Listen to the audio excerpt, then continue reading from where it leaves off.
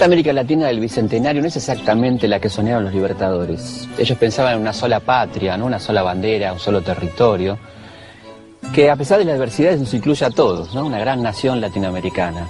Pero creo que en los últimos años nos fuimos acercando a esa idea de unidad con la firma de acuerdos regionales, acuerdos culturales. Me parece que nos vamos acercando a esa idea de unidad y hoy la mayoría de los latinoamericanos pensamos al Bicentenario como una gran oportunidad para unirnos, ¿no? Pero eso, Felipe, no ocurrió en 1910 en las fiestas del Centenario, en donde con cierto egoísmo todos los países festejaron solitos, convencido con cierto egoísmo que el progreso perpetuo lo iba a llevar a la civilización, a convertirlo en una potencia autónoma, y perdimos la carta más importante de los latinoamericanos, que es la Carta de la Hermandad. Sí, yo creo que en un momento perdimos el rumbo, ¿no? Pero estamos en condiciones de recuperarlo, tenemos derecho a la esperanza. La pregunta sería si podemos dejar atrás estos 100 años de soledad para pensar en 100 años de solidaridad.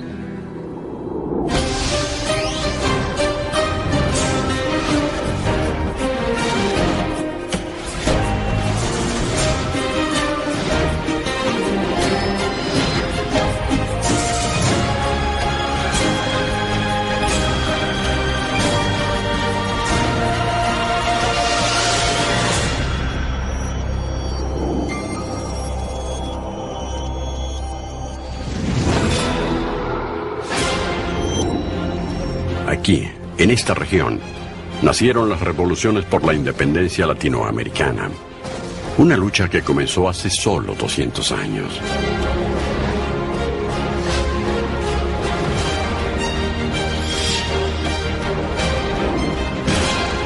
Para la historia de la humanidad, 200 años es muy poco tiempo. Sin embargo, para América Latina fue suficiente tiempo para que cambiaran los paradigmas sociales, políticos y culturales. Cuando uno cumple años, y nuestros países están cumpliendo 200 años, cuando uno cumple años, uno no festeja únicamente el momento del parto. Uno hace el balance de la vida.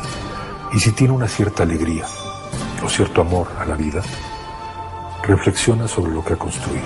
El Bicentenario es un momento muy importante para América Latina porque es una manera de reanimar la discusión histórica sobre realmente lo que pasó. Está bien celebrar y conmemorar el Bicentenario porque evidentemente nos remite a valorar grandes hechos, grandes circunstancias y sobre todo principios y valores que pueden aplicar en las sociedades hace 200 años o en los países de hoy.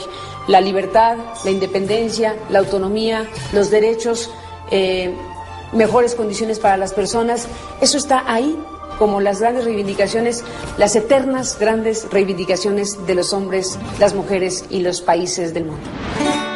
Grandes reivindicaciones para grandes causas. En estos 2 siglos, los latinoamericanos abolimos la esclavitud, limitamos el trabajo infantil, avanzamos en la consecución de nuestros derechos sociales y promulgamos leyes que equiparan a las mujeres con los hombres. En el último siglo, las mujeres participan cada vez más en el mercado laboral, tienen acceso a la educación y a partir de los 60 toman la píldora anticonceptiva. La mujer latina, que tenía a mediados de los 50 un promedio de más de 5 hijos, ha disminuido en 2005 ese promedio en menos de 3. Las familias latinoamericanas hoy son mucho más chicas y los roles han cambiado drásticamente. No solo en cuestión de género, han cambiado los roles y las formas de poder. El pongueaje y otras formas de sometimiento se modificaron durante el siglo XX. A pesar de las reivindicaciones logradas, a pesar de los cambios sociales conseguidos, a pesar de los cambios en las relaciones de poder, el pongueaje, una de las formas de sometimiento más humillantes, persistió en Bolivia hasta mediados del siglo XX. Allí, los indígenas que no tenían propiedades ni patrimonio estaban obligados a prestar servicio gratuito a sus patrones. Los pongos son una suerte de criados, de gente que los demás entendían como con poco valor, que podían dedicar a las tareas más rudas del campo o que nadie quería hacer. No son esclavos porque legalmente no se pueden comprar ni vender, pero sí es gente explotada. El pongueaje recién fue abolido en 1952. Medio siglo después, Evo Morales Ayma se convertía en el primer presidente indígena de la historia de Bolivia y en el tercero de la historia latinoamericana, después de Alejandro Toledo y Benito Juárez.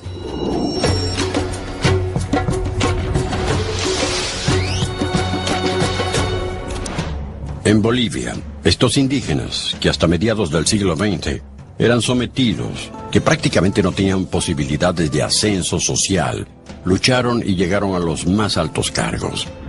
El hecho de que un indígena acceda al poder máximo de un país cuya población es mayoritariamente indígena, eso no puede ser otra cosa más que un hecho histórico, sobre todo cuando sabemos de la historia de Bolivia que históricamente ha estado gobernado por gente que no es indígena, y esta connotación étnica a la hora de acceder al poder pues es relevantísima. Por eso digo que Evo Morales por sí mismo es un hecho histórico, más allá de las otras valoraciones que se puedan hacer. El problema es que Evo es el primer indígena que se reivindica como indígena, que es muy diferente. Es decir, es el primer indígena que milita como indígena, digamos, que se refiere a su cultura ancestral, que se refiere a los principios comunitarios, etcétera, de los pueblos originarios de América, y que en tanto que indígena, digamos, o representante de pueblos originarios, va a ser elegido con un programa de reivindicación de esa cultura y con un programa que trata, sin ser revanchista, pero que trata de aportar por primera vez en 500 años una justicia a esa comunidad. El hecho de que en Bolivia haya un presidente indígena, yo creo que tiene un poquito que ver con las presidentas mujeres también, ¿no? El hecho de que haya una presidenta mujer me parece súper bonito. El hecho de que haya un presidente indígena me parece súper bonito. Nos falta mucho camino por ese lado, pero yo creo que lo indígena va a ir ganando espacios, importancia, a todo nivel, y eso me parece clave.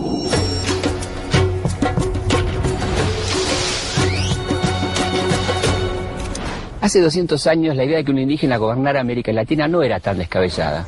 De hecho, cuando lo que era el Virreinato de Río de la Plata buscaba una forma de gobierno, una de las propuestas fue una monarquía constitucional con un rey inca a la cabeza.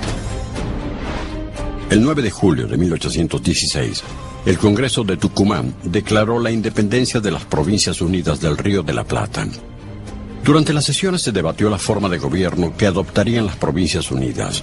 En la asamblea, el grupo que representaba los intereses de San Martín y O'Higgins propuso restituir el gobierno a los aborígenes.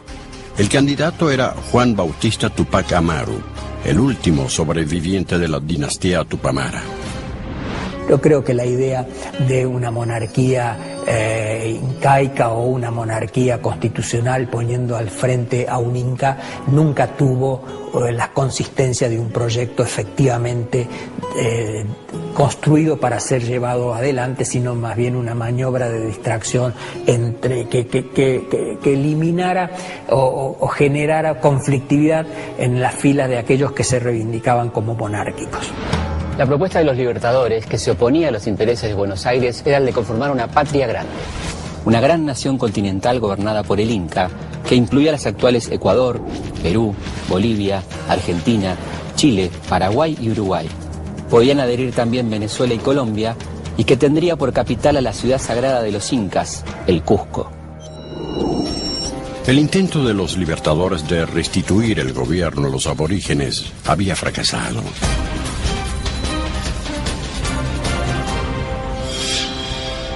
En el intento de constituir una nación homogénea, la diversidad, uno de los rasgos de identidad del continente, fue muchas veces dejada de lado. La independencia no fue un cambio drástico para los indígenas latinoamericanos. En el caso peruano, es verdad que San Martín quitó el tributo indígena, pero Bolívar lo volvió a reimplantar. Y quizás en la República o en la época republicana los indígenas tuvieron menos derechos que en la época colonial. Desde hace algunos años los indígenas han comenzado a reafirmar su identidad y reivindicar su herencia. Una herencia millonaria. Se calcula que en Latinoamérica viven 40 millones de indígenas y que en Mesoamérica y los Andes centrales se hablan 300 lenguas diferentes. una riqueza y diversidad que hasta hoy fue negada. A 200 años de las luchas por la independencia, las organizaciones indígenas están recuperando su memoria histórica en las lenguas aborígenes. Su lucha contra la marginación social, cultural y económica los ha hecho visibles contra la lógica predominante durante los siglos XIX y XX.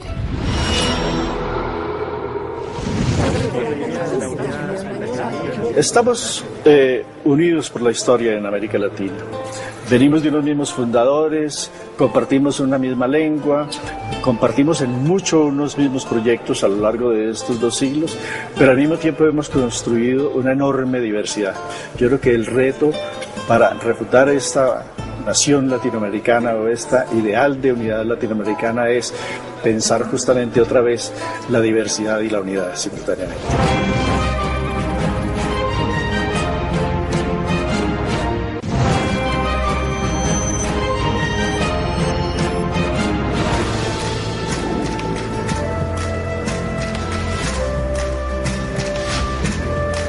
Este es el mundo que encontraron los españoles, uno de los territorios más privilegiados del planeta, con animales, plantas, oro y plata. Creyeron que habían llegado al paraíso, y tenían razón. Un paraíso de casi 20 millones de kilómetros cuadrados, en los que hay zonas antárticas, zonas extremas como el desierto de Atacama, donde, según dicen, nunca llovió. Selvas tropicales, llanuras, bosques templados. En nuestra geografía vive la mayor diversidad biológica, con especies que solamente se encuentran en este lugar del mundo. En el verdadero mundo indígena anteriormente a esta invasión europea, no se quemaban las tierras, los roces. Ahora queman las tierras. Ahora destruyen los medios naturales, envenenan las aguas. En el mundo andino hay algo más grande. Yo soy un hombre, la tierra es una persona. La tierra nos alimenta. Y si nosotros ofendemos a la tierra, esta no nos va a alimentar. Tal vez es el primer movimiento ecologista del pensamiento social en el mundo. Con la conquista llegó la devastación. La tala de árboles para las fundiciones de minas de metal, la explotación intensiva de la tierra y los monocultivos destrozaron el ecosistema. Los incas y los aztecas sí sabían cuidar la tierra. Rotaban las siembras, trataban las semillas y podían anticiparse a lluvias o sequías. Los españoles se encuentran con una cultura que podemos decir ecologista, ¿no? Ecologista religiosamente hablando, eso deberemos de llegar otra vez, de volver a esta religión del mundo, ¿no? De la ecología, ¿no? La ecología es digamos, el contacto del hombre con su entorno natural, ¿no? Y ellos cultivaban el maíz, pero no lo cultivaban en exceso, y eso es algo que los indígenas tienen todavía, ¿no? Esta ética de no tomar en exceso, digamos, lo que hay en el bosque. Cuando los indígenas hoy en día van a leñar, toman un mínimo para el día, ¿no? No acumulan. Un concepto que en los últimos años, y gracias a la tarea de concientización de ciertos grupos ecologistas, se está recuperando y revaloriza una cultura que protege a la naturaleza y también al hombre. Sin embargo, todavía falta. Se sabe que en la época del imperio de los incas no habían problemas de desnutrición, cosa que increíblemente en nuestros días sí existen problemas nutricionales en una parte importante de nuestra niñez, ¿no? Entonces estas son las paradojas en que a veces los cocineros nos encontramos, ¿no? En qué pasó en el camino, ¿no? Los incas tenían una dieta calórica superior a la de algunos países latinoamericanos en la actualidad. Según datos de UNICEF del 2005, en nuestro continente hay casi 9 millones de niños con desnutrición crónica. Los efectos de esta desnutrición, que afecta aproximadamente a 16 de cada 100 niños, son en gran medida irreversibles. Un fin de la historia que jamás habríamos pensado, sobre todo porque imaginábamos al futuro como el lugar en el que todos los problemas sociales y económicos estarían resueltos.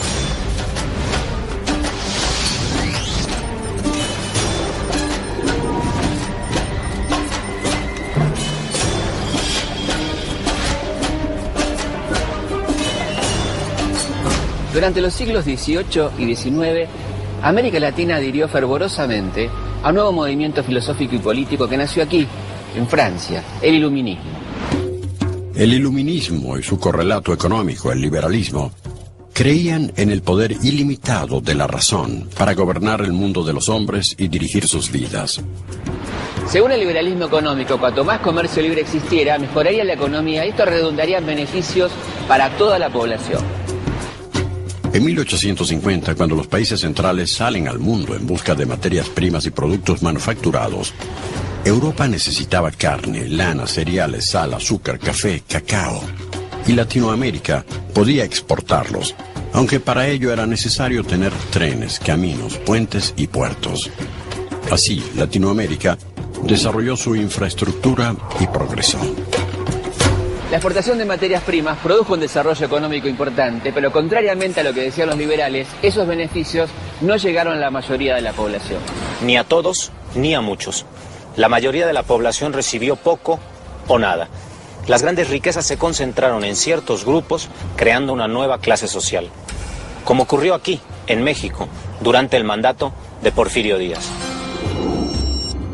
Durante el porfiriato se repartieron tierras de las comunidades agrarias a un grupo selecto de personas. Tierras que además aumentan enormemente su valor, porque por ellas pasa el ferrocarril recién instalado. Con Porfirio Díaz, claro, al moverse el comercio y las comunicaciones aumentaron muchas cosas. Incluso empieza a haber agricultura para exportación, que antes no existía. Estas obras pues mueven y forman una clase nueva, una burguesía alta que ya existían desde antes, porque teníamos los ricos a la altura de los más ricos de Europa, pero eran pocos. Unos pocos mexicanos se hacían cada vez más ricos. Los pobres españoles huían de su miseria hacia América y la clase terrateniente argentina, enriquecida con la explotación de sus campos, venía aquí a París en transatlánticos de lujo. Excéntricos, extravagantes, llevaban en la bodega del barco una vaca para proveerse de leche fresca todos los días. Los parisinos de entonces, cuando se referían a alguien rico, decían «Il est riche comme un argentin». A finales de la década del 20, los años dorados habían terminado. La crisis económica del 30 y la imposibilidad de seguir exportando materias primas terminaron con la ilusión para siempre de una Latinoamérica europea.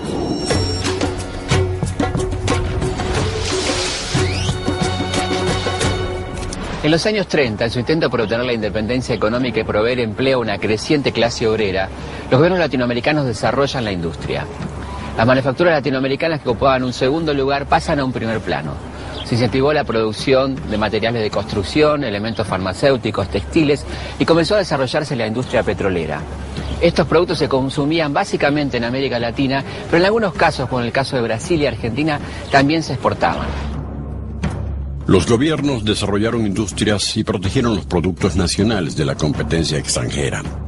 Pero esta misma protección, que no las obligaba a mejorar sus productos para competir, llevaría a la crisis de la década del 60, cuando los productos nacionales, obsoletos, no pudieron dar pelea a los de las empresas altamente tecnologizadas del primer mundo. Hay, digamos, mezcla de cosas, ¿no? Habrá habido algunos avances en esta materia, pero en lo general seguimos viendo a muchos países en América Latina que siguen sus economías dominadas por lo esencial, por productos muy básicos y que no ha dado todavía a América Latina el salto que uno quisiera para efectos de pues la competencia, el mercado y sobre todo que todo eso se traduzca en beneficio para la población. En los 60, Latinoamérica perdió la carrera por la independencia económica. Sin embargo, hubo una vez un país latinoamericano que sí la consiguió.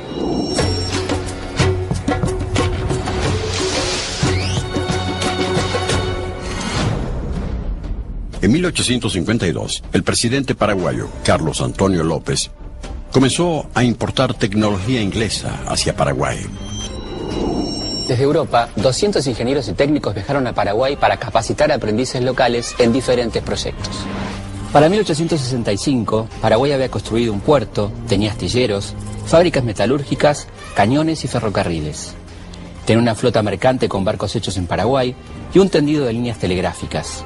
Por entonces, la mayor parte de las tierras pertenecía al Estado, que además comercializaba en el exterior sus dos productos principales, la yerba mate y el tabaco. Era la única nación de América Latina que no tenía deuda externa y su industria se destacaba en la región. Esto parecía imperdonable. Con el objetivo de consolidar la nación y cuidar su territorio, Argentina, Brasil y Uruguay formaron la Triple Alianza y declararon la guerra al Paraguay. Pero detrás de estos objetivos estaban los intereses británicos y la intención de frenar a un modelo autónomo como el paraguayo, que podría devenir en un mal ejemplo para el resto de América Latina. Paraguay, bajo el mando de Francisco Solano López, quien presidía el país desde 1862, peleó durante casi 5 años en una guerra que resultó devastadora.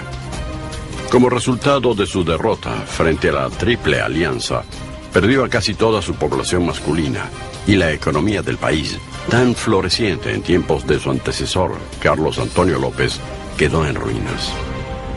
Para empezar, vamos a dejar de mitificar a Solano López. Solano López es un hombre que creyó que su poder era mucho mayor del que realmente tenía. Y eso lo llevó mesiánicamente a imaginar que podía enfrentar a Brasil, a Argentina y Uruguay juntos. La guerra de la Triple Alianza fue la más cruenta de todas las guerras que se pelearon entre países hermanos en Latinoamérica. Conflictos de odio y sangre que en este bicentenario comienzan a superarse. Así, los presidentes reunidos y rubricando iniciativas como el UNASUR, Mercosur, el Parlamento Centroamericano y el ALBA, dan cuenta de la voluntad de paz y progreso en la región.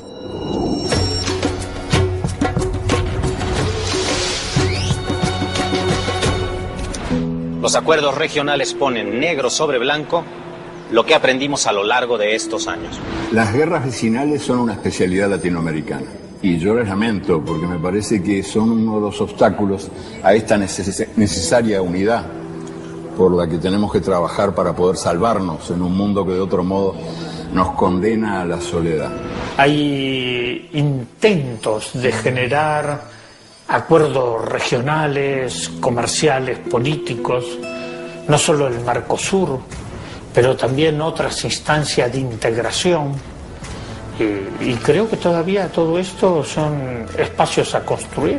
Yo creo que América Latina no sé qué es lo que va a tocar que hacer, si finalmente nos vamos a terminar uniendo más por razones culturales y por vías del Internet y por vías de la globalización, porque si depende de los políticos yo no creo que las cosas vayan a fluir muy fácil en términos de la unión. Todos esos acuerdos que vinculan gobiernos, que eventualmente facilitan comercio y producen beneficios importantes, siento que son avances en función de algo mucho más grande que tal vez nos cueste ver en este momento como una realidad. Pero hay que trascender ese tipo de acuerdos, hay que pensar muchísimo más en grande. Lo que me parece es que es algo que tendría que dejar de estar en el terreno de la declamación para pasar a estar en el terreno de la política concreta. Y ojalá el Bicentenario sirva para eso, por lo menos. Que uno pueda decir dentro de 50 años, bueno, en este momento empezamos a discutir en serio lo que después pasó en el 2120, no lo sé. Son historias que nacen juntas, que naturalmente tienen sus particularidades, lo cual es inevitable, pero que en las generalidades que contienen nos dan un alimento muy interesante para pensar que la unión no solamente es muy necesaria, sino que es muy posible.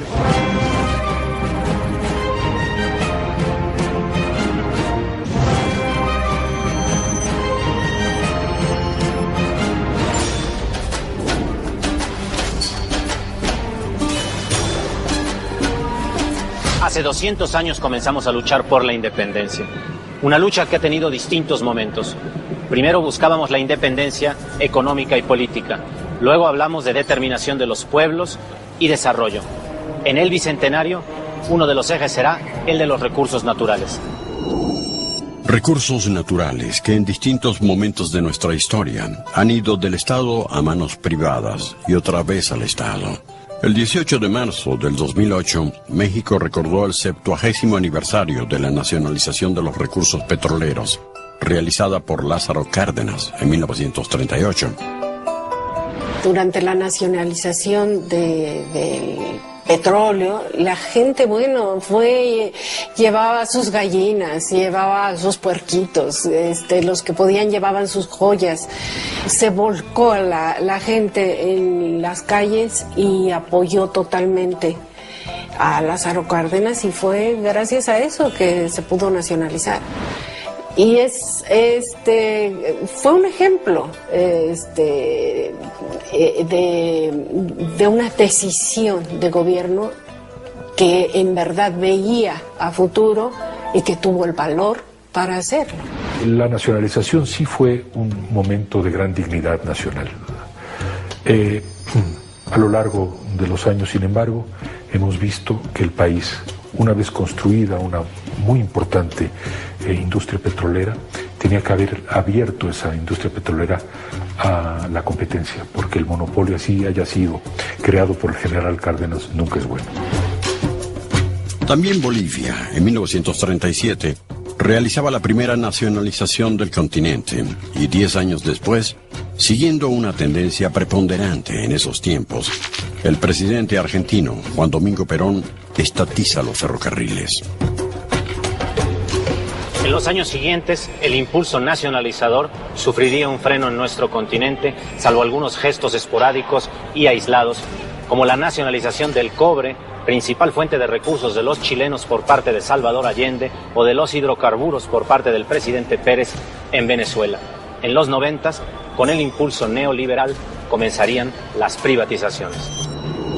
Básicamente las políticas del llamado neoliberalismo, del consenso de Washington, constituían filosóficamente una convicción de que el Estado estaba en demasiadas partes y que había que sacarlo. Entonces había que desregularizar, aflojar las riendas del Estado, permitirle a los privados que ingresaran en terrenos donde el Estado no estaba permitiendo que las cosas fueran ni eficaces, ni florecieran, etcétera, y apertura de mercados, que se abrieran los mercados y las fronteras, porque la teoría era que si intercambiábamos todos íbamos a salir ganando. Y íbamos a dejar atrás estos monopolios enquistados en nuestros países y les íbamos a meter competencia. Esa era un poco la teoría de lo que se quería hacer. En México, durante el gobierno de Salinas de Gortari, se vendió la compañía telefónica y se privatizó la banca, al tiempo que se creaba el Programa Nacional de Solidaridad. Parecía que la política liberal contribuiría a la redistribución de la riqueza. En la práctica, los costos políticos y sociales fueron enormes. El discurso de Salinas era muy convincente, con su famoso proyecto, por ejemplo, de solidaridad. Vamos a privatizar todo lo que es lastre en el Estado mexicano para invertirlo en los pobres. Ese discurso se vendió muy bien. Al grado, déjame decirte una cosa, al grado de que algunas organizaciones guerrilleras en El Salvador, cuando dejaron las armas, le pidieron a Carlos Salinas de Gortari el proyecto de desarrollo social, pensando que esa era una panacea. Pero en todas partes se aplicaron políticas neoliberales que consistieron, en definitiva, a arrebatarle a los ciudadanos y a los ciudadanos más modestos lo poco que tenían. Digamos que, ¿cuál es el patrimonio de alguien que es pobre? ¿Qué tiene un pobre? ¿Qué tiene el que no tiene nada? El que no tiene nada tiene la escuela pública, que es gratuita. El que no tiene nada tiene el dispensario médico, que es gratuito. El que no tiene nada tiene unos transportes públicos muy baratos, etcétera. Es decir, que el que no tiene nada aún tiene algo que le da el Estado. Yo no soy un neoliberal en el sentido económico. Yo creo que el Estado tiene un papel que jugar. Yo creo que el neoliberalismo, tal como lo manejan ciertos grupos de izquierda, es simplemente un cartabón. Creo que las privatizaciones eran, en una buena medida, necesarias, que se instrumentaron muy mal, sin orden, sin concierto y, sobre todo, sin transparencia y limpieza. En este bicentenario y por primera vez en muchos años, los pueblos latinoamericanos están comenzando a exigir control directo y sin mediaciones de sus recursos propios. No se trata solamente de otorgarle así al Estado mayores recursos mediante el control de sectores clave, sino sobre todo de generar tecnología e incluso exportarla a otras regiones del mundo.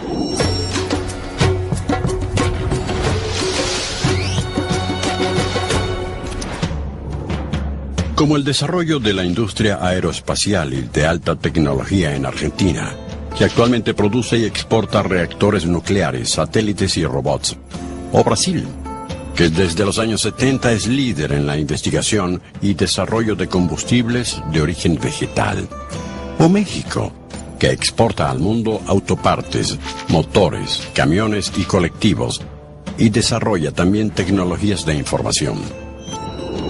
Yo creo que hay grandes posibilidades de que alguna vez, no solamente en Latinoamérica, sino que en todo el planeta no haya extremos tan visibles de países ultramodernizados y países ultra empobrecidos. Creo que de alguna manera algo se está moviendo en Latinoamérica para sentir que hay países que están creciendo, ¿no? Yo creo, y mi angustia fundamental es que ahora, como pues siento que no, a lo mejor no me va a alcanzar la vida para ver que Latinoamérica deje de ser el potencial para ser ya una realidad. Somos un pueblo unido por nuestra propia historia y por nuestras propias tradiciones y que debemos caminar hacia un futuro más integrado, peleándonos menos entre nosotros y mirando a los demás como aliados estratégicos para enfrentar las nuevas situaciones de la globalización. Creo que juntos los latinoamericanos podemos lograr más que separados. La crisis global de 2008 puso en jaque a la mayoría de los sectores comerciales e industriales del mundo, con excepción, en Latinoamérica, de las tecnologías de la información. Latinoamérica supo convertir la crisis en oportunidad. En esta primera década del siglo XXI, los países emergentes de América Latina han comenzado a desarrollar con éxito tecnologías vinculadas a programas de computación, al punto que México y Brasil ya compiten con los países desarrollados en la venta de programas. Según los expertos, la creatividad de los latinoamericanos fue clave para competir en este contexto. En Latinoamérica, las respuestas a la falta de recursos y a los desafíos tecnológicos suelen ser creativas y originales, inventos que cambiaron al mundo.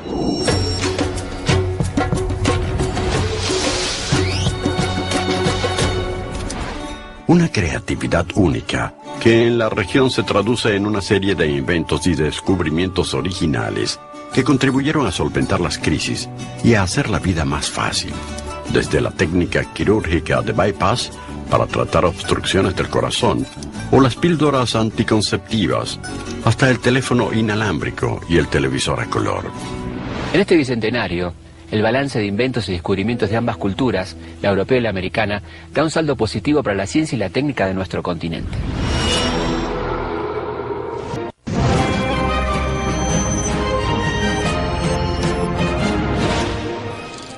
Cuenta la leyenda que pocos años antes de la conquista, el dios Inti mandó a su único hijo a la tierra para unificar a todos los pueblos en el culto al sol. 300 años después, los libertadores soñaron el mismo sueño, el unificar a todos los pueblos en una misma nación. Yo creo que América Latina se ha movido en un doble proceso a lo largo de estos 200 años. Primero, en un proceso de diferenciación. Y por el otro, en un reto permanente, o por lo menos en un sueño de la unidad. Y yo creo que eso es lo que hay que revalorar hoy. Frente a esos caminos diversos, cómo volver a encontrar en este pasado común de lengua, de proyectos, de fundadores de las naciones, etcétera, un proyecto común, histórico común para América Latina. ¿Quién es capaz de producir un proyecto común? Ya no hay Bolívares, ya no hay San Martínez. Entonces lo que hay es consenso, democracia, paciencia. La experiencia nos ha demostrado, y tendríamos que empezar por hacerle caso, por aprender de ella, que sin unidad no hay independencia. O sea que el factor imprescindible para que la independencia de nuestros países sea posible es la unidad. Nos une sin duda un sentimiento, una manera de ser, de vivir, nos unen lazos de sangre, nos unen lazos históricos, ¿no? Pero sobre todo nos unen los retos, ¿no? Los retos por vivir. Yo creo que sin tener esa visión de lo que viene, sin tener una visión común de lo que nos va a pasar de ahora en adelante, pues difícilmente vamos a podernos enfrentar a un planeta mucho más complejo y mucho más difícil para avanzar y para producir lo necesario para una vida feliz, como nos merecemos los iberoamericanos.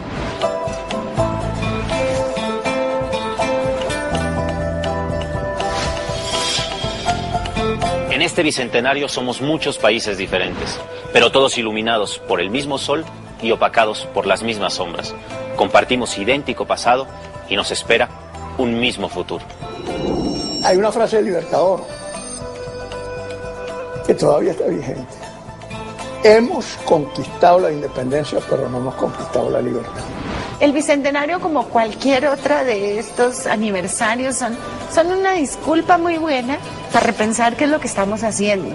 Y yo creo que para haber contado 200 años hay muchas cosas que hemos ganado y muchas cosas que realmente no hemos progresado todo lo que hemos debido progresar. Me parece que lo que estamos festejando cuando festejamos el Bicentenario es todo lo que conseguimos. Y también uno puede darse cuenta de que falta conseguir muchísimo más. Está bueno cuando lo festejamos en función de algo. Decir hace 200 años que estamos juntos y ya está, me parece que no sirve para nada. Ahora, si usamos el Bicentenario para proyectar algo más importante, sí me parece que tiene sentido.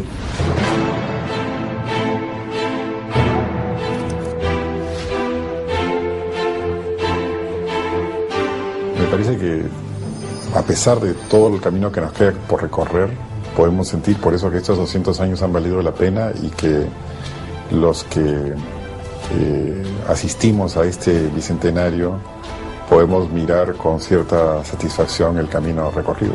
Yo creo que 200 años de historia es un hecho que debe ser festejado, ¿no? Sí, algo hicimos mal en el pasado. Tratar de hacerlo ya, en este momento bien. En este momento todavía lo podemos hacer y creo que es el momento de esperanza para todos en este mundo. Yo siento, por ejemplo, que si nosotros entendemos América Latina muy ampliamente, nos va a ir mucho mejor que si lo entendemos muy estrechamente. Y se me ocurre que mientras más cósmicos seamos, y no me gusta hablar raza cósmica, pero la idea de que pertenecemos a la humanidad, más vamos a poder nosotros ir creando una historia de liberación en vez de una historia de opresión.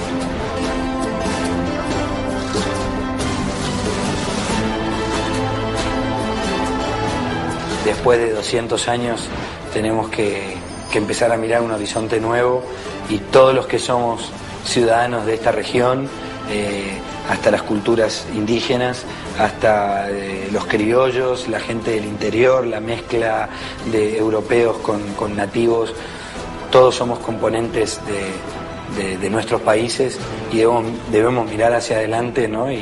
y festejarlo así, el nacimiento de una nueva era, ¿no? Yo soy una optimista irredenta, entonces ante la situación que vivimos en México y en Latinoamérica soy muy optimista. Aquí está la historia, aquí hay todavía posibilidades de crear o de inventar, de improvisar un poco, ¿no?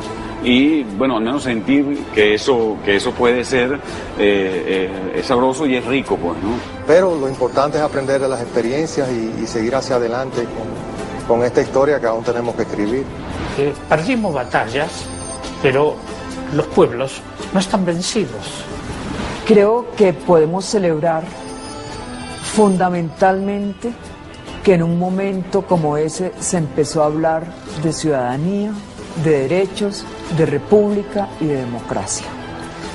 No quiere decir que lo conseguimos, aún estamos trabajando en eso, pero fue el momento en que se planteó un modelo que aún tenemos que acabar de construir.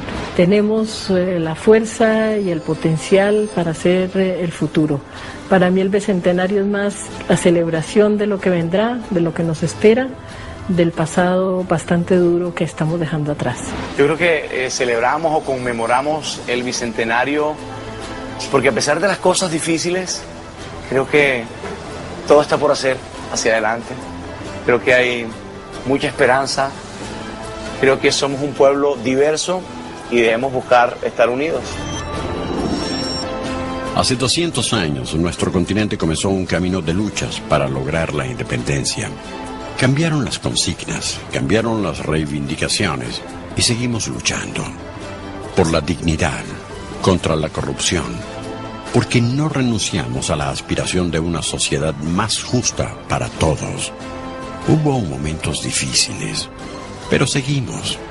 Volvimos a izar las banderas de los libertadores y de todos los hombres y mujeres, por los que todavía pelean y por quienes murieron por sus ideales. En el bicentenario de las primeras luchas, ellos son los custodios de nuestra historia, y la única manera de honrarlos es tomar las riendas de nuestro futuro.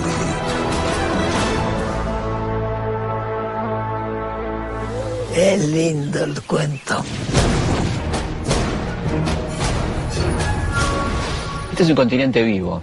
Tenemos recursos, tenemos alimentos, producimos elementos industriales. Realmente este continente puede ser autosuficiente, ¿no?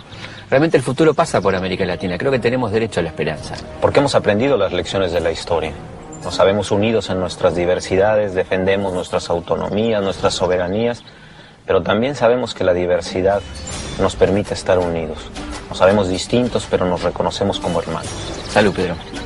En estos 200 años hubo luchas y rebeliones. Algunos fueron puntos sin retorno y la vida de los hombres y mujeres cambió para siempre. La historia de la región se escribió muchas veces y de muchas formas. Y estos relatos, todos juntos, dibujaron una Latinoamérica de infinitas voces y colores. Una región plural, rica en su diversidad, donde las paralelas se cruzan y donde todos estamos inexorablemente unidos por la historia.